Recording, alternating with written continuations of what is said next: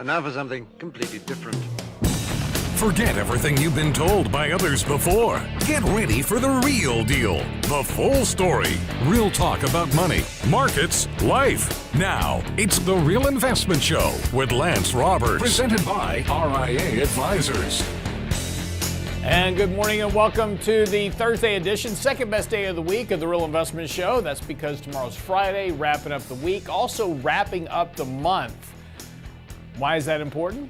Well, because the January Barometer is going to be determined by where the market ends at the end of tomorrow. And of course, what that means is the January Barometer is so goes the month, so goes the year, is the old Wall Street adage. The January Barometer is if the market ends up positive for the month of January, your annual returns tend to be right around 8%. A negative return month of January, you have negative returns on average of about 1.5%. So all eyes will be watching the markets today and tomorrow. Also, last night we had earnings from Microsoft, Meta, Tesla. Today we have Apple and Google. So again, we'll have kind of the big five earnings announcements really for those five stocks. Then, of course, as I said before, NVIDIA won't happen until February the 20th. So that's a bit further out there. But as we wrap up the month, there's also, right around the corner, we're going to have the first employment report of the year. We'll get the January employment report first week of February. That's going to kind of weigh into the Fed announcement yesterday. And of course, Michael Leibowitz is here this morning. So we'll get all into what the Fed said, didn't say, the presser yesterday. Markets kind of knee-jerked all around the board. We were kind of a little bit lower going into the Fed presser the Fed meeting, and the meeting announcement came out, Fed on hold. They did remove a statement, Michael will get into this, about inflation. That caused a fairly sharp drop-off in the markets, but then immediately, as soon as Jerome Powell started talking, markets rallied back up. So kind of ended the day about where we started even before the Fed meeting.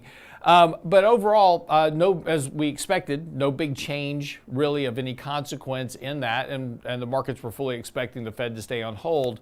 But again, we've got a lot of economic report. One of the interesting economic pieces of data that came out yesterday, actually two pieces yesterday, was the trade deficit and inventories.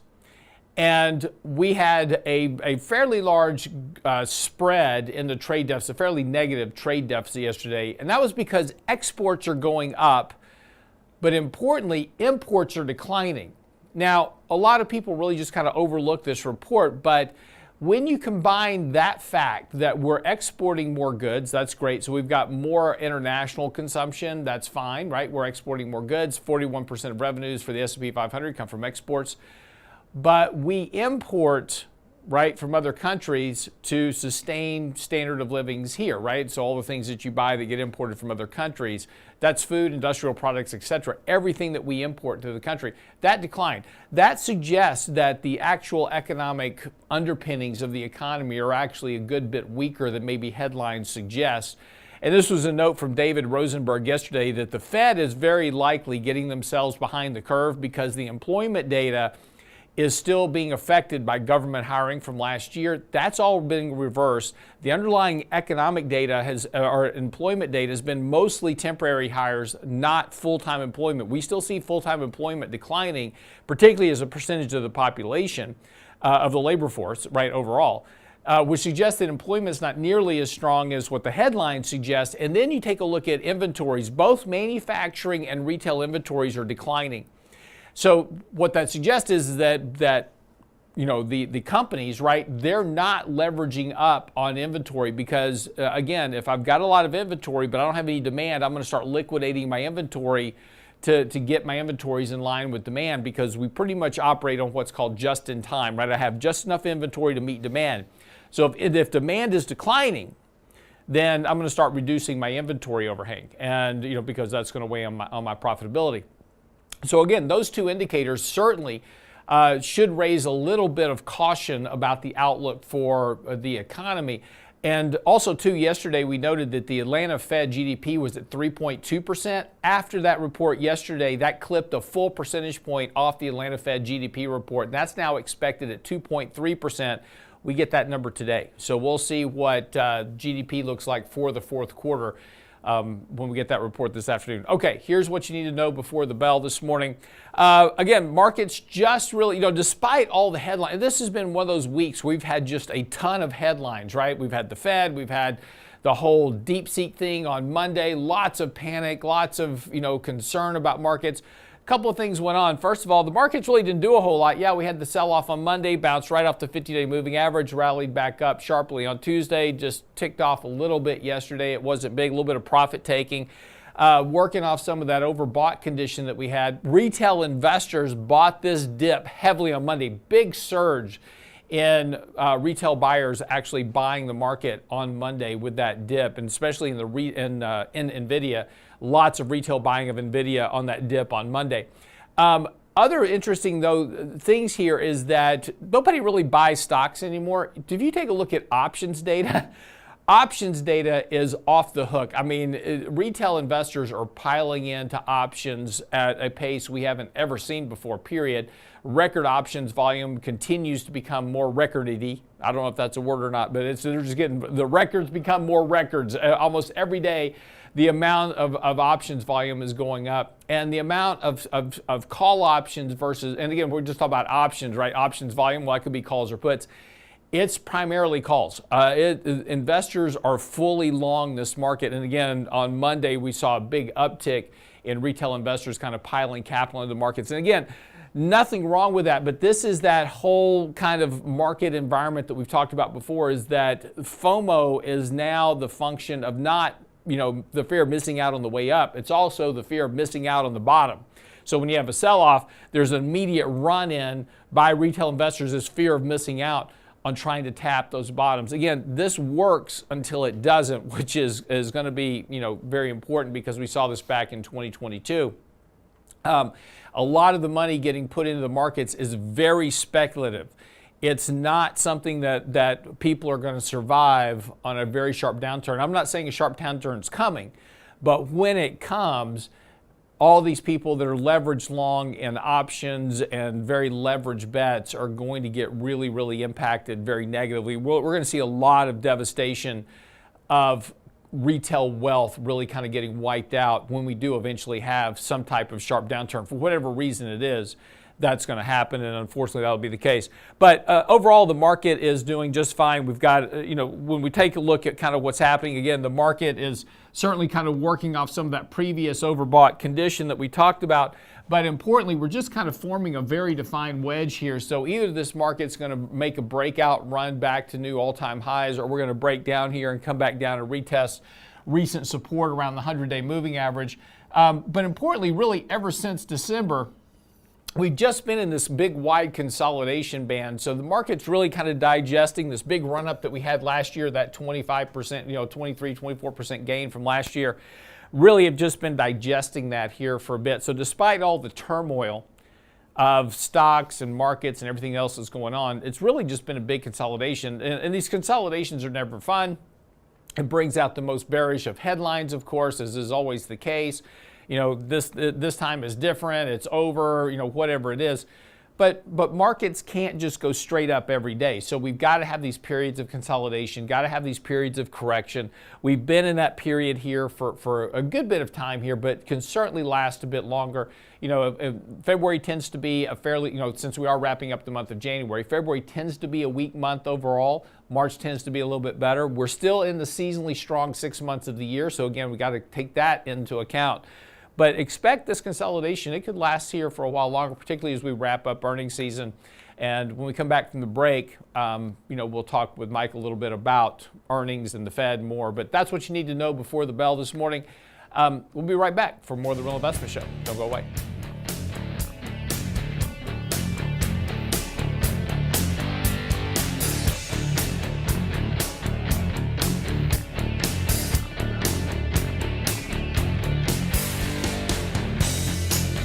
Get daily investment news you can use, delivered at the speed of the internet at realinvestmentadvice.com. RIA Advisors Research is the envy of the industry. Our economic insights are featured on advisorperspectives.com, Fox Business, and MarketWatch. RIA provides advisors with marketing and back office support, objective research, and holistic, cutting-edge financial planning tools to meet your clients' needs. Want to join a winning team and be part of a fiduciary culture where you can do your best work? Then why haven't you contacted us yet? Go to our confidential advisor hub at realinvestmentadvice.com. RIA Advisors. Big enough where it matters, agile enough when it counts. And now, another page from the Real Investment Advisors Investing Manifesto. Manage risk and volatility rather than trying to manage gains. You don't have to be right all the time. Long-term investing success is a 70% gain. Let us help you reach your financial goals with RIA Advisors. Neither bull nor bear. RIA Advisors, 281-501-1791 or online at realinvestmentadvice.com. The Real Investment Show. Will you be turning 65 in 2025? Happy birthday! But there's a Medicare special enrollment period in your future. Understanding Medicare choices, enrollment deadlines, and costs are essential to your overall standard of living in retirement. The wrong choices can cost you thousands in penalties. Make sense of Medicare's alphabet soup with RIA Advisors' online resources and one-on-one partners to help secure the healthcare insurance choice that is right for your lifestyle and budget and avoid those gaps in coverage. Click on the Insurance tab at realinvestmentadvice.com today. realinvestmentadvice.com. The Real Investment Show YouTube page has all of our videos ready for your easy access. From 3 minutes on markets and money to each day's radio shows like Technically Speaking Tuesday, Financial Fitness Friday, and the latest analysis from Lance Roberts and Michael Leibowitz. Subscribe and bookmark our YouTube channel for The Real Investment Show, or just click on the show links at realinvestmentadvice.com. You're listening to The Real Investment Show. Subscribe and bookmark.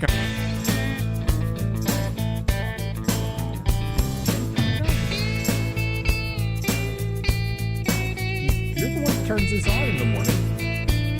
So you need to check it.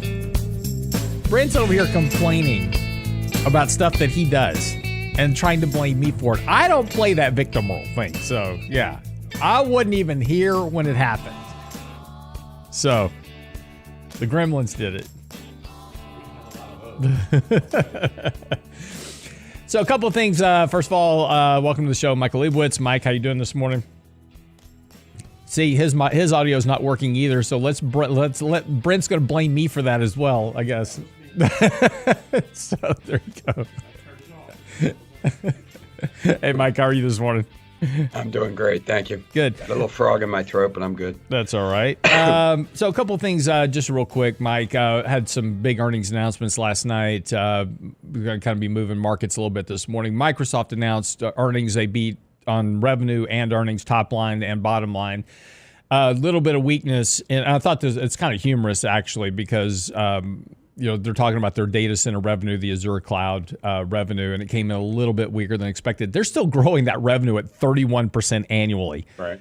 And it was just a little bit. It was just a little bit shy of target. Stock will be down about 5% this morning on that news, but it's obviously had just recently had a fairly big run, so. It's just interesting how market dynamics kind of jump onto one little thing. It's like, oh my gosh, it's slowing down. But again, this is not surprising considering, the DeepSeek news on Monday. Now everybody's questioning how much data center we need. But interestingly enough, news headlines out this morning, Chevron is tying up with GE Vernova to build more energy delivery for data centers because the data center growth projections are increasing, not decreasing, because even if you have cheaper AI in terms of like DeepSeek, it just means that more people have access to it, which means more people need data centers.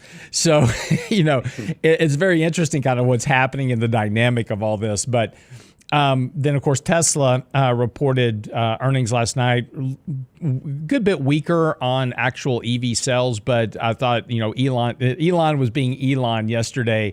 In his quarter four earnings call, he said that he sees now that Tesla could be bigger than the next five companies combined, or the top five companies combined. So he sees a pathway for Tesla now becoming the largest company in the world, encapsulating the next five companies. Now, you think about that for a second. That's Apple, Microsoft, Google, and NVIDIA, and I forget who would probably be next right behind. Amazon would be right behind that. So Tesla is going to be bigger than those five companies combined. So that's his vision. But, I thought, that's Elon being Elon, of course, in the meeting. But that stock will be up about 4% this morning on that news. Meta settled a lawsuit with basically the Trump government on the Trump ban on the Meta. So that solved that. Interestingly enough, lost $5 billion on their Meta Vision AR virtual reality business. But again, they're still piling a lot of money into that. But that stock will be up about 1% this morning. But was there anything kind of surprising to you, Mike, from those earnings announcements yesterday? I think more just the juxtaposition between Microsoft and Tesla. I was working out last night when I saw the earnings come across. So I just took a quick glance at them and I was like, oh, cool. Microsoft should be up, whatever, 3, 4, 5%. And Tesla is going to get slammed. And I thought Tesla would get slammed. We don't own Tesla, but that was my initial. Mm-hmm. And then it's the exact opposite. And there was nothing good in Tesla's earnings. They basically missed on everything, and the reason it wasn't worse was because they had some sort of Bitcoin gain, an unrealized gain. Microsoft was good, and like you said, they're still growing at about 30%. Yeah, that's an enormous growth rate, and I know the market's pricing in extremely strong growth, but there's nothing that really tells us that growth rate is going to drop considerably. Mm-hmm. Anytime soon. So, I think this just goes to kind of the sentiment of the market the last few days that, if the DeepSeek can unseat you, it will, in the market's opinion. And, if you're Tesla and you're tied into the government, everything's good no matter what you do. Well, and again, the bet on Tesla is not just, the EVs. It's now the robots, it's Starlink, it's SpaceX, it's, on and on and on. It's all the stuff he's doing outside of that people are betting on. And, the thesis is that, Tesla's not a car company, it's a technology company. And he's certainly trying to build that case. And again, this was kind of his comments yesterday during his earnings calls. He's trying to build his case around, don't just look at my company about the cars, it's everything else I'm doing.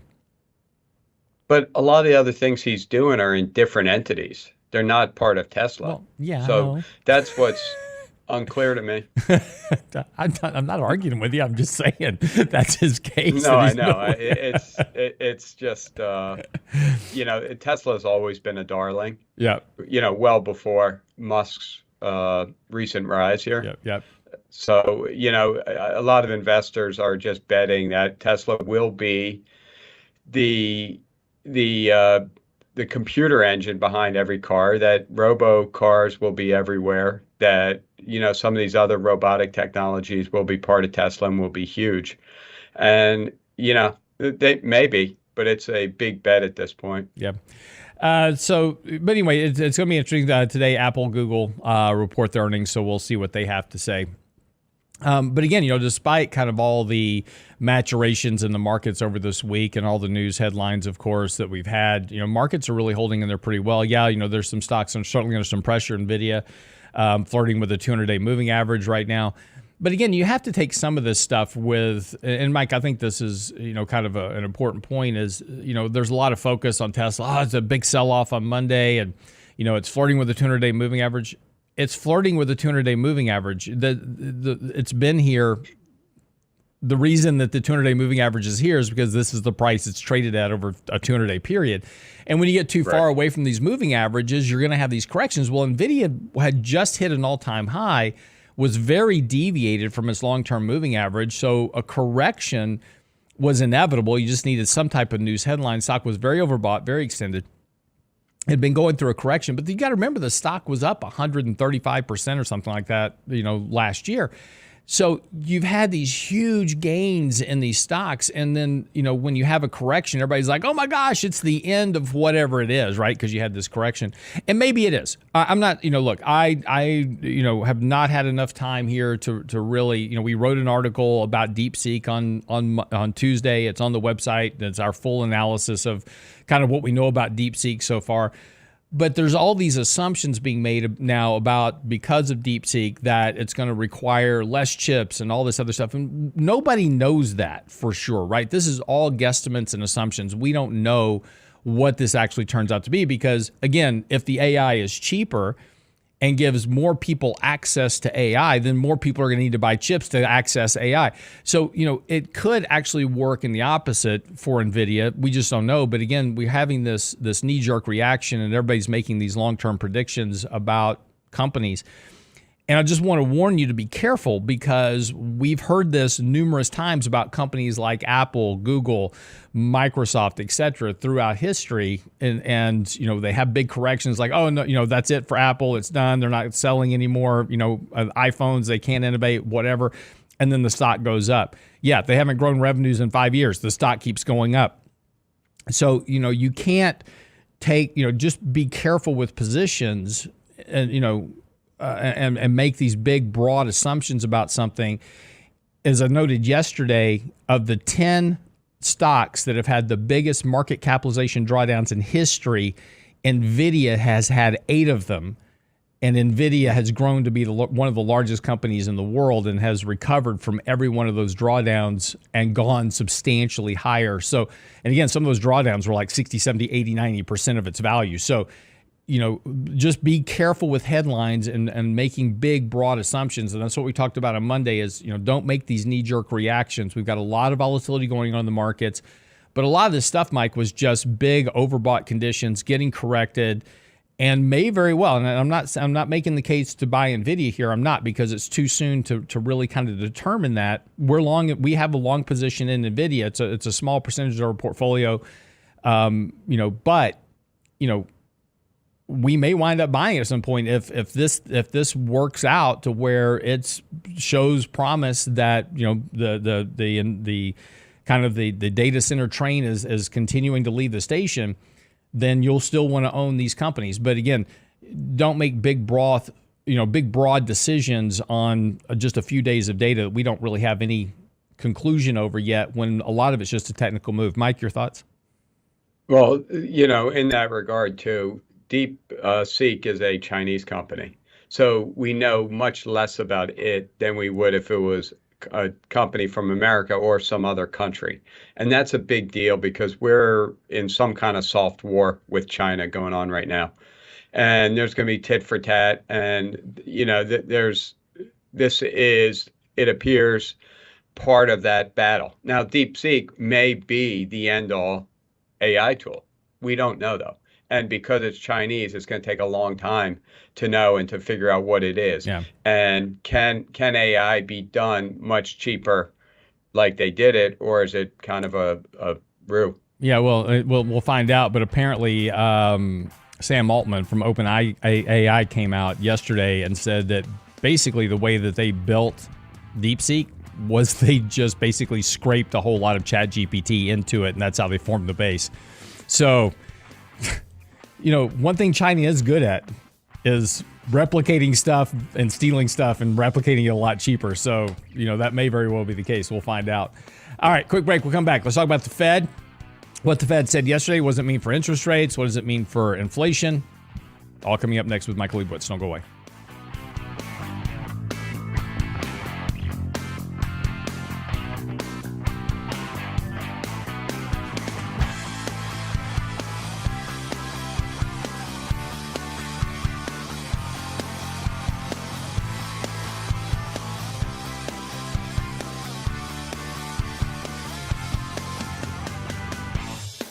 The Real Investment Advice blog. It's required reading for the informed investor. Catch it today at realinvestmentadvice.com. Are you a financial advisor sneaking peeks at our stuff? Instead of trying to do it all yourself, why not just join the team at RIA Advisors? Our full-service organization can provide you with the support, unparalleled research, and tools for managing your clients' money and honoring the fiduciary pledge of putting clients' best interest first. Don't take our word for it. Talk to the advisors that work with us.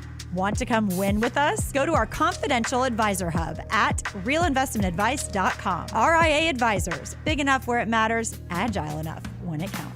If you're working and looking to retire soon, a Medicare special enrollment period is in your future. Understanding Medicare choices, enrollment deadlines, and costs are essential to your overall standard of living in retirement. The wrong choices can cost you thousands in penalties. Make sense of Medicare's alphabet soup with RIA Advisors' online resources and one-on-one partners to help secure the healthcare insurance choice that is right for your lifestyle and budget and avoid gaps in coverage. Click on the insurance tab at realinvestmentadvice.com today. realinvestmentadvice.com. The Real Investment Show. And now, another page from the Real Investment Advisors Investing Manifesto. Bulls win in bull markets. Bears win in bear markets. Eagles soar above and take advantage of opportunity. Let us help you soar as you reach your financial goals with RIA Advisors. Neither bull nor bear. RIA Advisors, 281-501-1791 or online at realinvestmentadvice.com. Can't catch the whole show now? Listen to our podcast later at realinvestmentadvice.com. My wife got up with me this morning because we have two dogs, as you know, up to Gunner and Sniper. It's cold outside this morning, and so my wife lets him out on the side of the house. The Real Investment Show podcast. The younger one goes out, and he saw a rabbit. Same show, your schedule. And he takes off after this rabbit. My wife is now in furry slippers and her PJs in 25-degree weather outside, walking fast after the dogs, right? Silently whispering at them to come back. Because she can't yell, it's 4 o'clock. She'll wake up all the neighbors, right? Come back. Yeah, exactly. But anyway, so I'm in the shower. All I know is that there's now 2 dogs hiding out on the other side of the shower this morning because my wife's threatened to beat them. At realinvestmentadvice.com. I'm now here at the studio because I'm afraid to be at my house. The Ring video will be made available sometime soon here. I just have to download it. Hi, Lance Roberts here. If you're like most people, your 401k plan represents the bulk of your retirement assets. And unfortunately for many, managing your 401k plan can be difficult. There's so many choices, so many things to consider. With just a quick email, a couple of questions, you can put RIA Advisors to work for you managing your 401k plan. Just simply click Ask a Question at realinvestmentadvice.com or give us a call at 855-RIA-PLAN. That's realinvestmentadvice.com. The Real Investment Show YouTube channel has all our videos ready for your easy access. Now with the new and improved Before the Bell reports, Technically Speaking Tuesday, Financial Fitness Friday, plus each day's radio shows, and the latest analysis from Lance Roberts and Michael Leibowitz. Subscribe and bookmark our YouTube channel at realinvestmentadvice.com. You're listening to The Real Investment Show.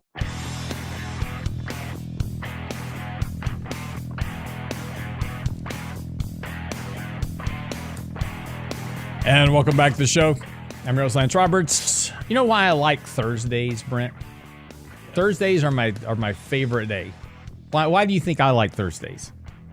Why do you think I like Thursdays? Because once we're finished at 7 o'clock, you're done. True. Well, that is true. Yeah. But I also like Thursdays because Mike's here. Well, yeah. It's also my cheat meal day. Cheat meal. Cheat meal day. And so what will we be having today? I'm not sure yet, but I mean, I got to go get my workout in this morning, and then after that, it's cheat meal day. Do you have a hankering? Not just yet. Man, Let's find out. I've been wanting some barbecue ribs so bad. Barbecue sounds good. Oh, yeah. Maybe, yeah. Some brisket? Mm-hmm. Yeah, maybe we can do that. Well, I'll baked potato? Don't worry about halfway through my workout, I'll get a hankering for something. So, but yeah, I like Thursdays. Thursdays are a good day. Well, good for you. Speaking of a good day, Federal Reserve made their announcements yesterday, and really not much of a news story, really at all. I mean, you've got to really kind of parse through kind of the data to find something newsworthy to write about. And of course, that's exactly what markets did yesterday. Is, you know, again, it's always very interesting with the markets is, you know, we're no longer focused on fundamentals and economics and those type of things. It's only about what the Fed's saying, right? That's all we care about. And so whenever these statements come out, we have to parse every word of them. Oh, they made a word change here or a word change there. What does that mean? And we have to start trying to, kind of get into the mind of the Fed about what they're actually thinking and doing. And it's kind of ridiculous, but this is how markets work these days. The market is just solely focused on monetary policy instead of economics. Again, the economic data yesterday was not good by a long stretch. The economic data yesterday was very deflationary. There was not any inflationary data in the economic reports yesterday. But again, we don't care about that, right? We look at the Fed. And Mike, what did the Fed tell us yesterday? Nothing. They told us the same thing they've been telling us now for about a month or two, especially in their random speeches. The one thing the market latched onto was they changed slightly their statement they changed the tone of inflation making progress towards their goal, and they kind of got rid of that. So the market assumed that the Fed thinks that inflation is sticky from here on out.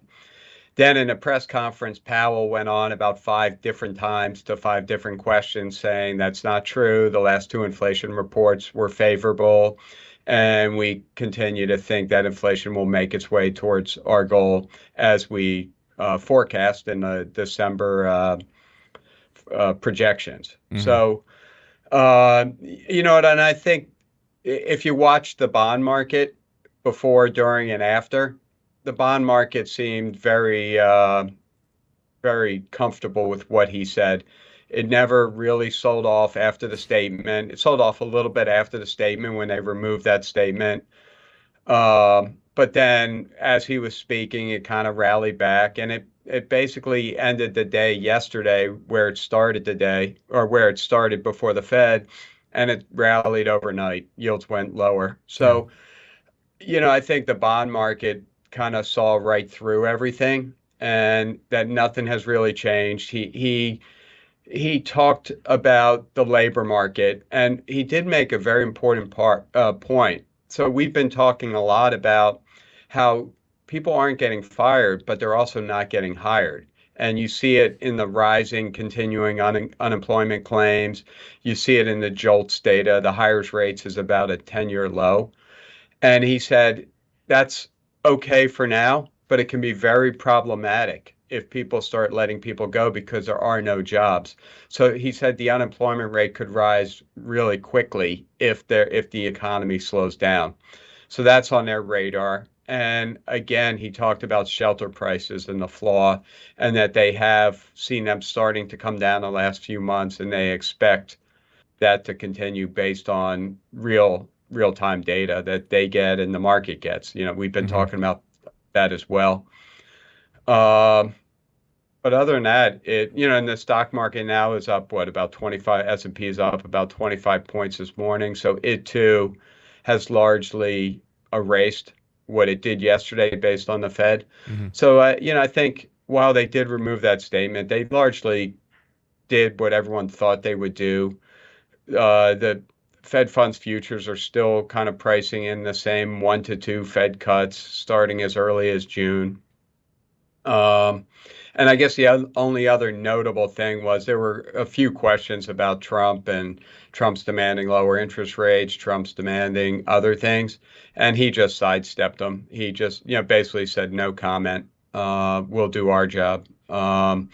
So I just don't think there was much to glean from this meeting.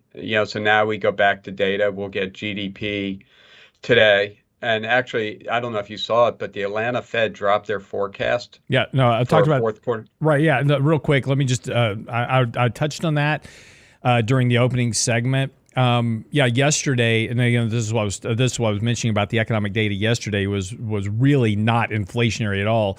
You had a widening trade gap between us and the rest of the world, but most notably was while exports went up, there was a fairly sharp drop in imports, which if we're importing less, that suggests there's less consumer demand. At the same time, retail inventories, both retail and manufacturing inventories, took a sharp downturn, which means that you don't have a lot of demand in the economy. So there's, that's certainly distant. And that's what I was saying, a second ago, is that data was very deflationary, and it clipped a full percentage point off the Atlanta Fed GDP estimate, went from 3.2 to 2.3. So go ahead, Mike. Well, and then the other thing, I'm looking at the Atlanta Fed GDP. They do a little summary of why it fell. And they said the nowcast of the fourth quarter real gross private domestic investment growth, that's GDI, decreased from 0.1% to minus 0.9%. We've talked about GDI. Yep. It's simply another way of calculating GDP, and GDI and GDP are extremely correlated over time. But recently there have been some divergences. But they're basically telling you that GDI, private GDI, could come in at minus 0.9% versus GDP at 2.3%. Again, they don't get it perfect, but that's another big divergence between those two numbers, and GDI tends to lead GDP. Correct. And I did think it was interesting, after the Fed meeting, it wasn't surprising that, Trump came out with a pretty, harsh statement about the Fed, claiming that, they're failing to, do the job of bringing rates down and bringing inflation down. Of course, this is a key focus of the current administration, is to get inflation back under control. That's going to be, a tough job to do from the executive branch.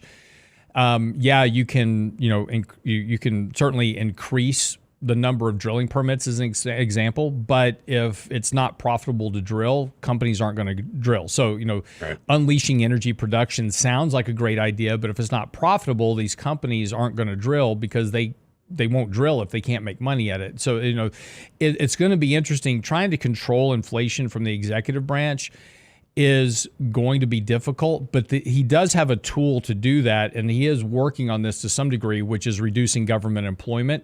That'll help, because once you start bringing down the employment rate, that's going to start impacting expectations about inflation. That'll help start to bring down some of the inflationary pressures. But, reducing government spending, not doing, big infrastructure bills or big, sending checks to households, those type of things that inject capital directly into the economy, will also bring inflation down as the economy continues to slow. So again, part of the challenge that he faces is that he doesn't really have the control over the levers of what drives the inflation in the economy to a great degree. He can certainly, provide policy that can help mitigate some of those inflationary pressures, but things like, the fact that we've had bird flu in the chicken population has led to less chickens, which increases the price of eggs, right? So, there's some of these anomalous events that you really don't have too much control over through executive policy. But the Federal Reserve doesn't have a lot of, real ability to mandate or mitigate inflation. All they really can kind of control is bank regulation supporting the banks. QE's not, we've gone through all the analysis. QE is not inflationary. So, they don't have a lot of control on bringing down inflation either. So it's a kind of an interesting dynamic we're looking at. Everybody's trying to blame everybody for inflation to bring it down. But when it comes down to the end of the day, it's supply and demand in the economy, and the only way to really get inflation down is to slow economic growth, and that's something that nobody wants to do. So it's kind of an interesting conundrum. Yeah, and the other kind of funny thing about getting gas prices down is that's great, but the Fed looks at core yep. CPI, core PCE, which excludes food and energy. So, even if you get gas prices at the pump down at $2, there's still higher prices for everything else. And again, this is somewhat of a perception problem. Right. We're all looking at the prices and say, wow, that's 50, 100% more than it was, 5 years ago. But the rate of change is more or less back in line with where it was. It's still a little high, and that's what's concerning the Fed. But, it slowly is coming back towards trend, and more economic slowdown will bring it back to trend, along with data kind of catching up with reality. Right, and we're certainly seeing that in the data. The example, yesterday's data, we're seeing that catch up occurring. Quick break. We'll be back. Get ready to wrap up the show. Got some other topics to get into with Mike here. Don't go away.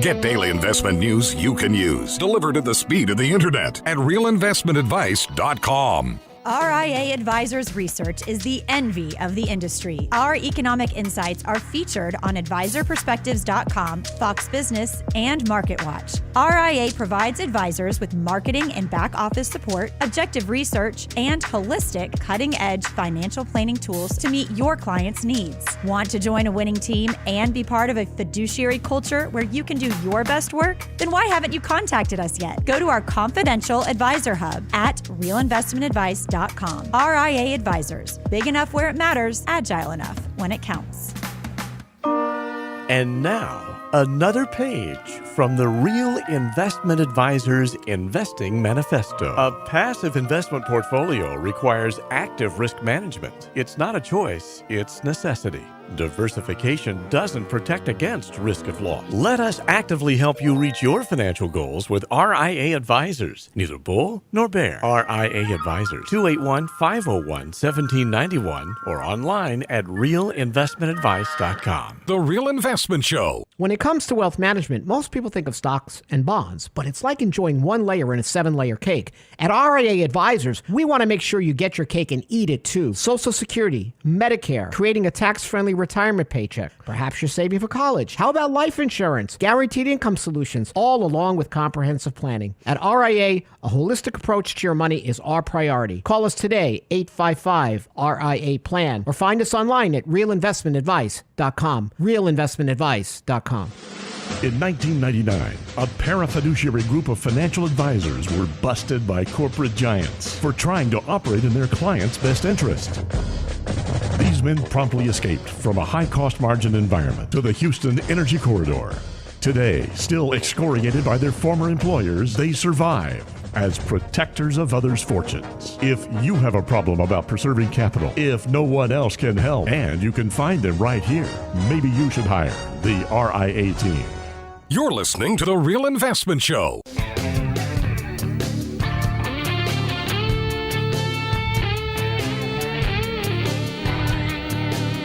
By the way, I just wanted to give you all a big thank you for watching and subscribing to our YouTube channel. Yesterday we were at 29,900 subscribers, and I asked for a little bit of help to get us to 30,000. Thank you very much. We crossed that mark this morning. All due to you, and we certainly appreciate it. And that's why we're always asking you to hit that hit the like button, hit the subscribe button. It helps us. We don't monetize this channel, but it helps get our videos out to other people. So, more we can kind of grow the channel, that'd be great. That's great for us, right? Because we can just get to help more people with making sure they're investing their money the right way, getting them the what we feel is the right information to help them manage their money better. And again, that's all due to your support, and we very much appreciate that. So again, hit the like button, hit the subscribe button, help us keep growing, and we do appreciate it. So, Mike, do you really want to wade into your article from Wednesday? I'm sorry, from what? Wednesday. Do you want to wade into your Wednesday? Do you really want to subject yourself to a cryptocurrency discussion? Yes, okay. Because it's really about productivity. Okay, okay, that's fine. I just want to put a word out to chat that if you have any issues with Michael Leibowitz's article, his email address is on our website. Just go to the website, realinvestmentadvice.com, click on his picture. That's his email address. Email him direct. Do not email me. So, okay, Mike, I'm going to get a cup of coffee, and I'm going to let you commit suicide. So we'll be right back. Go ahead. Go ahead. But Lance, I want to backtrack real quick back to our OpenAI DeepSeek conversation. That's fine. And you made the comment correctly so that DeepSeek was using OpenAI to train itself and to become what it is, right? Well, what did OpenAI do? They took all this copyrighted data from every media source, from people like me and you, from, they scraped all the data in the world, from much of it is copyrighted, to create theirs. Right. So, it's kind of, pot calling a kettle black kind of thing. But anyway, let's get into crypto and my laser eyes. There's a lot being made about these tokens, these meme tokens. Dogecoin. There's one with the curse word SH coin. Fartcoin Hawktua was a recent one. Yep, Fartcoin. That was another one. Yep. Fartcoin's a big one. Yep. And I'm kind of using it as a pedestal to once again kind of preach the productivity gospel, because every economy has a limited amount of resources and capital. And economic growth is predicated on how much you can get out of that limited amount of resource and capital. So when you waste capital, Lance, we are talking about unproductive debt all the time, right? Sure. Right. That weighs on the economy. It may give it a short-term boost, but in the long term, it actually takes away from economic growth. And when economic growth is reduced, the aggregate wealth of the citizens is reduced, or prosperity as a whole. So I'm looking at these meme coins, which serve zero purpose. They do not serve a purpose. They're a joke, but the joke is that there is a significant, I'm looking for it now, there's $123 billion or more of money sitting in meme coins and over 3 trillion sitting in cryptocurrencies. So the simple point is, what if we had taken that money, not sequestered it into this market? And we could say this for a lot of things. I'm just kind of using crypto and meme coins in particular to make this point. What if we had used it for job training, for education, for scientific research, for cancer cures, for a million different productive ventures, instead of just putting this money and locking it away into this market that it doesn't, this generated because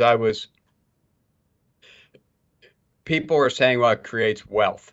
It's not creating wealth, it's transferring wealth. So if I make a lot of money from crypto, I'm making it from someone else that was paying me, that is now owning it and sequestering that money. But it's not even transferring wealth. What it's doing is destroying wealth. And as a citizen and someone that cares about and understands productivity, it's very important to understand that this, and there's many other things in our lives that are doing this, that are unproductive, that are negatively productive, that take away our ability to grow. But I haven't written on productivity in a while, so I figured, why not talk to Fartcoin, SH Coin. Well, they were all great reasons to jump on it again. Well, you also had just recently you had the Trump coin, the Melania coin come out as well. Right. And go ahead. No, I was going to say that's what really tipped me off, because on day one of the Trump coin, there was $30 billion in that coin out of nowhere, right? And that's a lot of money for something that has zero value. It literally has less value than a baseball card. At least a baseball card you can use as a bookmark, or you can write something on it. Right.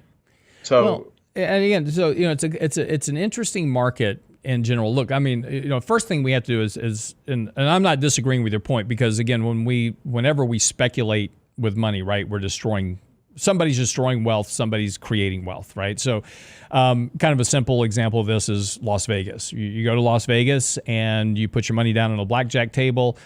You may hit blackjack and you increase your wealth. Odds are, though, that eventually Las Vegas is going to increase their wealth and you're going to lose your wealth. So I think the big point you're making here is that what these meme coins do is just basically transfer wealth from one person to another person. And those that are issuing the coins are the ones that are basically having the wealth transferred to. We're transferring wealth to those individuals.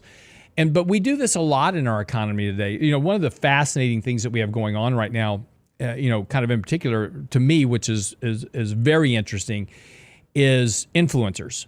And, this runs from video games to, product sales to a whole variety of things. But one of the most fascinating things to me is watching, live streamers that, basically they're producing content of some sort, and people are donating to that channel on a real-time basis to watch that content. And, that's just a very interesting dynamic change that has occurred just in recent years as this has become much more mainstream. You think about video gamers like PewDiePie and others that have made millions upon millions of dollars by creating content that people are paying for. OnlyFans has created a massive business of sexually explicit conduct that has generated billions upon billions of dollars for people to watch that content, right?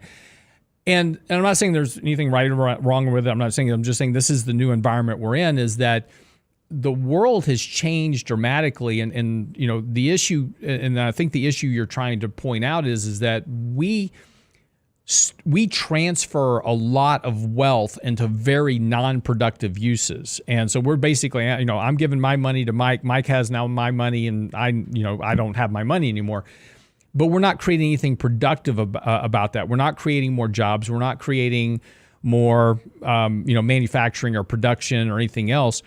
We have a lot of things in our economy now that are simply, we're just transferring wealth from one group to another. And that includes the stock market, includes the options market, includes the Bitcoin market, includes, so many other things. We have just, really developed a lot of a gambling mentality through the entire economy of these kind of binary bets, one way or the other, right? Just hoping that we're going to make money out of it. Right. And again, it's not just meme coins or crypto. It's all kinds of things. Sports gambling is huge. How much money is just kind of sitting in sports gambling that, again, could be used for something more productive? And we're all guilty of it. We all do unproductive things, but it would be great if as a nation we focused a little bit more on productivity. And, how do we know that productivity growth is declining? First of all, you can kind of back into some numbers, and we've shown them before. But GDP growth continues to slow on a longer term basis. Debt to GDP growth, total debt, not just government, continues to rise. So we get less bang for the buck with each dollar we spend. And that's fine, but we're just slowly killing the growth rate of this country. And we're in the process, we're making some very wealthy people and a whole bunch of not very wealthy people, poor people, lower middle class. And that's one of the side effects too. Right. Well, this is the wealth gap. We all complain about this wealth gap issue. The top, 88.9% of the stock market is owned by the top 10% of income earners. And again, you just talk about the wealth breakdown of household net worth. The top 20% own a very large chunk of the entire household net worth in the country. And again, we complain about this wealth gap, how it's unfair. Capitalism is broken. Capitalism sucks. No, capitalism is actually alive and well, and it's doing very, very well. Unfortunately, we're spending the money on capitalism in not the right areas. Again, when we're buying meme coins or paying for an OnlyFans account or whatever it is, or contributing dollars to a YouTube streamer, that's fine. There's nothing wrong with it. That's how you choose to spend your money, but you're spending money in areas that don't ultimately create a better economic environment for yourself. And it's something, I don't know how you change that. It's the world we live in now. I don't know how you turn that corner and go back to more productive investments. But Mike, to your point, it's something I think we all need to take a serious look at some point down the road. All right, that wraps up the show for the day. We'll be back tomorrow with Richard Rosso and Danny Ratliff. I'm not sure who's here tomorrow, but we'll find out. Somebody will be here for you tomorrow for Financial Fitness Friday, and I'll see you back here on Monday. Have a great weekend.